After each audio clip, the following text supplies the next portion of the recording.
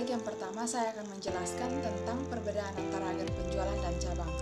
Perbedaan agen penjualan dan cabang terkait dengan tingkat otonomi, yaitu agen penjualan tidak beroperasi secara otonom, namun bertindak atas nama kantor pusat, di mana agen penjualan dapat memanjang dan mendemonstrasikan contoh produk, menerima pesanan, mengatur pengiriman.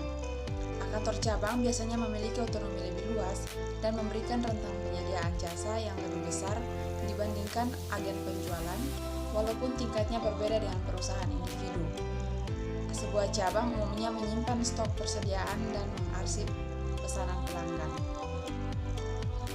Sini saya akan menjelaskan mengenai sistem entitas akuntansi. Agen penjualan umumnya tidak mengelola sistem akuntansi keuangan, tapi hanya menyimpan catatan-catatan penting dalam menjalankan usaha. Melainkan kantor pusat yang akan mengelola sistem akuntansi tersebut berdasarkan transaksi-transaksi dari agen yang telah dicatat. Nah, sebuah cabang sebagian besar mengelola sistem akuntansi keuangan itu lengkap dan terpisah dari kantor pusat, sehingga dapat memberikan kontrol yang lebih baik terhadap operasi yang membantu manajemen puncak untuk menilai kinerja masing-masing cabang. Nah, baik agen penjualan maupun cabang bukanlah entitas akuntansi atau badan hukum terpisah, di mana tidak menyimpan laporan akuntansi eksternal secara terpisah, melainkan pelaporan entitas ke pihak eksternal merupakan pelaporan perusahaan secara keseluruhan. Ketika catatan akuntansi cabang terpisah dikelola untuk tujuan internal terkait dengan pertanggungjawaban akuntansi dan evaluasi kinerja, maka akun-akun yang ada di cabang dan kantor pusat digunakan dalam penyusunan laporan akuntansi eksternal. Selanjutnya akan dijelaskan oleh teman saya. Saya akan menjelaskan penjelasan selanjutnya, yaitu tentang akuntansi untuk agen penjualan. Agen penjualan tidak memiliki sistem akuntansi. Seluruh transaksi terkait dengan agen dicatat oleh kantor pusat. Beberapa jenis transaksi ayat jurnal yang dicatat oleh kantor pusat didasarkan pada dokumen yang dihasilkan agen, seperti faktur penjualan, catatan gaji, dan dokumen voucher kas kecil yang disediakan oleh agen penjualan.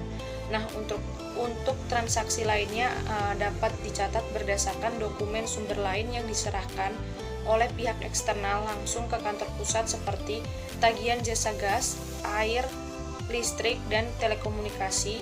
Kantor pusat umumnya mencatat aset, pendapatan, dan beban tiap agen secara terpisah, sehingga memungkinkan kantor pusat mengontrol aset dan menyediakan informasi untuk menilai kinerja tiap-tiap agennya.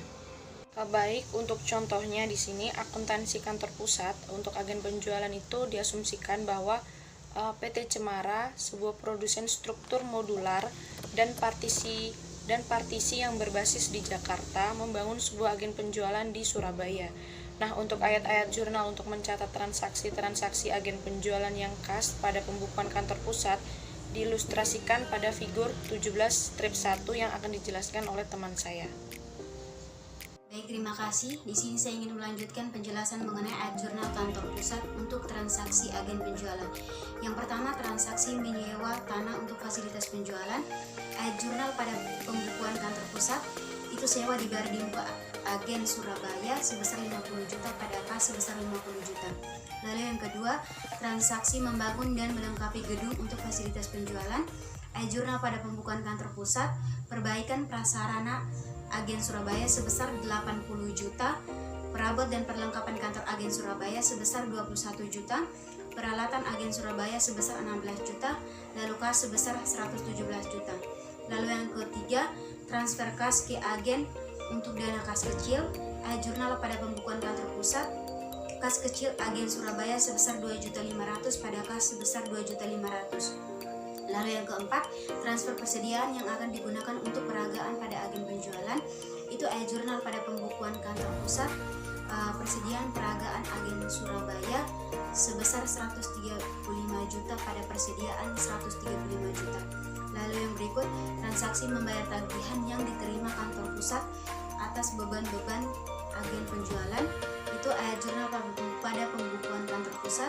Yang pertama, beban utilitas agen Surabaya sebesar 1.100.000, beban kantor agen Surabaya sebesar 800.000, beban asuransi agen Surabaya sebesar 2 juta, beban perjalanan agen Surabaya sebesar 1.400.000, beban iklan agen Surabaya sebesar 2.700.000, lalu kas sebesar 8 juta. Lalu yang berikut, transaksi membayar gaji karyawan agen penjualan itu Beban gaji agen Surabaya sebesar 31 juta pada kas sebesar 31 juta.